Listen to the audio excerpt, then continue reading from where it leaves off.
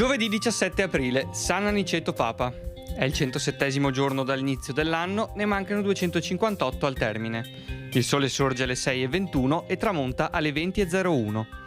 La luna si leva a 00:10 e tramonta alle 8:04.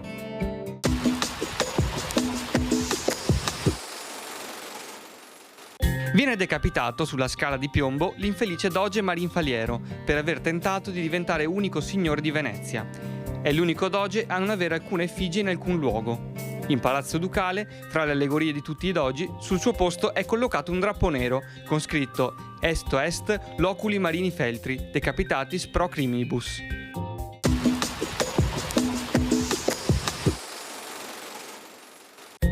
Le previsioni per domani. Cielo in prevalenza nuvoloso, a tratti anche molto nuvoloso, ma con alcune schiarite. Precipitazioni sparse, in genere modeste, salvo occasionali rovesci o temporali, più probabili nelle prime ore, con limite delle nevicate dell'ordine dei 2000 metri. Temperature minime in diminuzione, massime sulle zone montane stazionarie o in lieve aumento. Sulla pianura invece in calo, specie a nord-est.